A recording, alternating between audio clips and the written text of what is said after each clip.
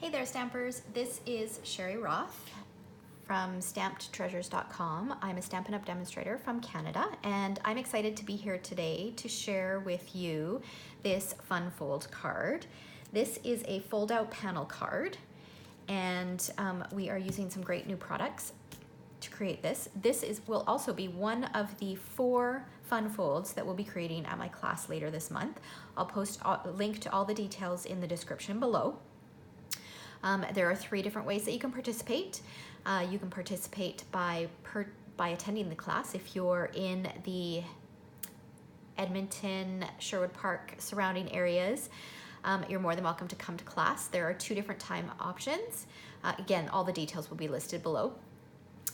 Or you can get the class to go, and that is available to anyone in Canada.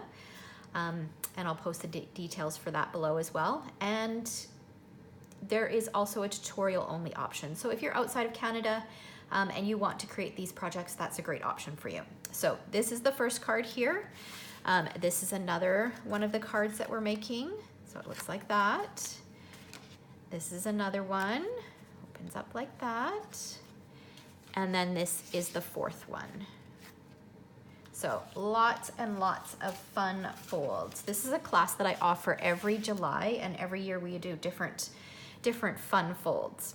Okay, so first of all, let's talk about what we're using. Now last year, we had this great bundle. It was called Daisy Delight. It had a stamp set and then a daisy punch. It's no longer available as a bundle, but both of these items are still available in the catalog. And so this year I was excited when they released the Daisy Lane bundle. So this is available as a bundle. You can get them individually, but why would you want to if you can save 10% by getting them as a bundle? And they just work perfectly together. So you can see that there's 2 different images that will work with this. There's another one that works with the medium daisy, and just the greetings, the fonts, the other images, they just work perfectly hand in hand. Okay, so we are going to use those products as well as this DSP, which is called, let me just double check, Garden Lane Designer Series paper. So that's the patterned paper that we're using today. Okay, so let's go ahead and get started.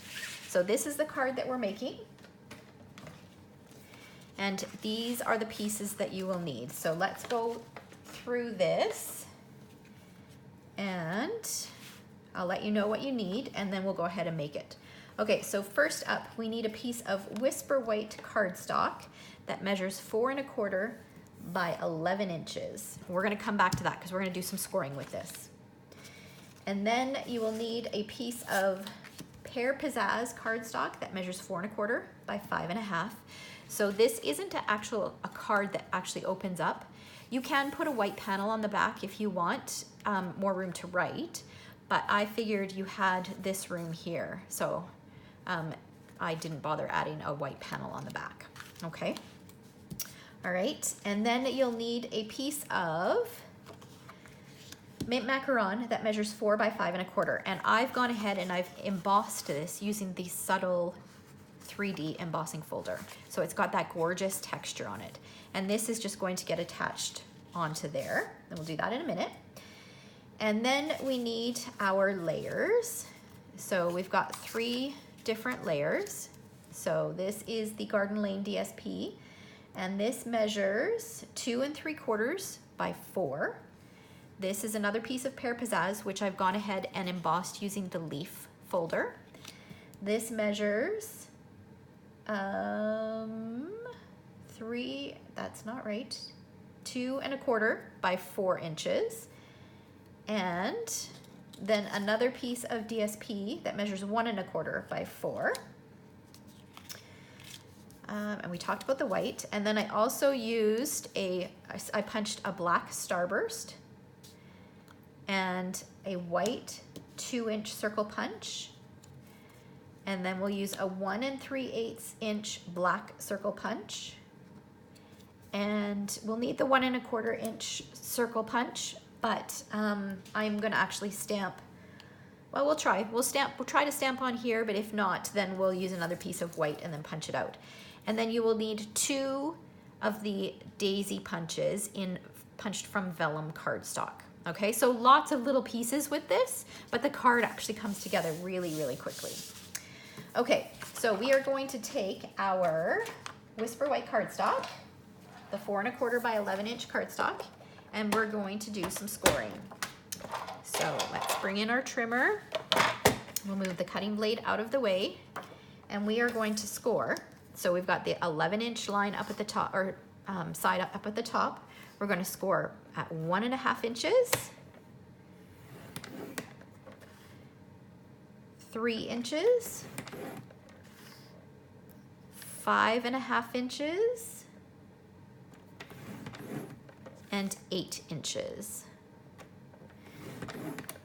Okay, so those 4 score lines. And then we are going to go ahead and fold. So we're just basically doing almost like an accordion fold. Okay, so this is what it will look like. All right, and we're gonna use our bone folder, make all of those score lines nice and crisp so it sits nicely.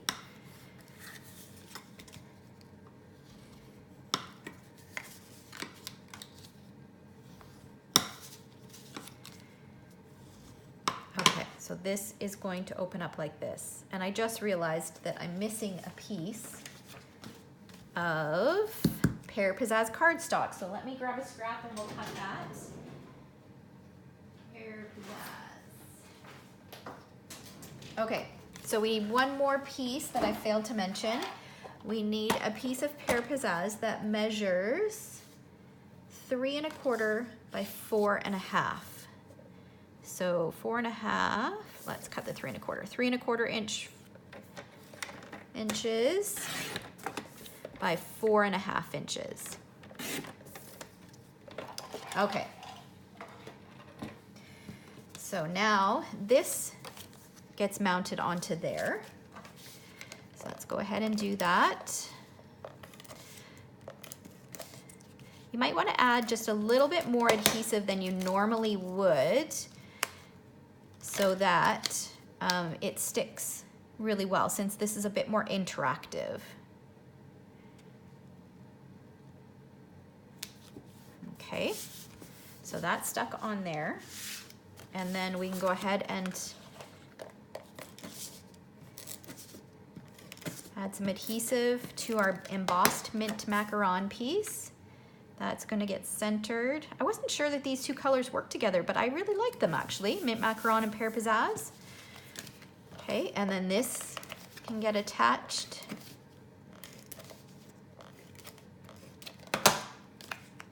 Let's make sure we put it the right way. So we want it to open up like this.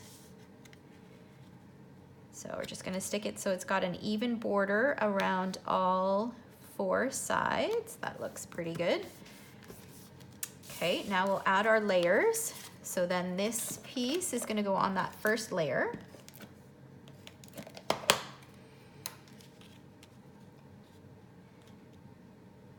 Just like that, so we have a nice even border. And then our embossed piece, so the next size goes down next.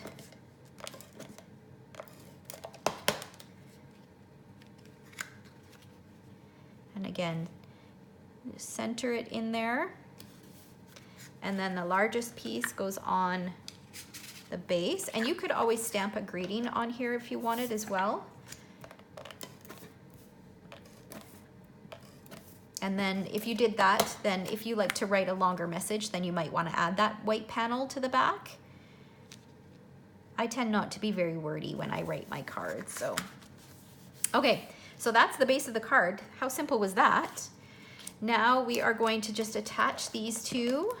So the 2-inch circle to the starburst. And then this is going to get attached to the center of our panel. So for this, you want to make sure that you only add adhesive to where it's going to stick on this panel here. Okay, so I'll just put a little bit of adhesive just on that one side, and then I'll center it on there. That looks good. Now we're going to use our bone folder and our daisy, our vellum daisy pieces. We're just going to use the bone folder and curl up the petals just to give it a bit more dimension. So we're going to do that for both of them. And then we're going to layer them together, but offset them. It just makes the daisy look a little bit more full.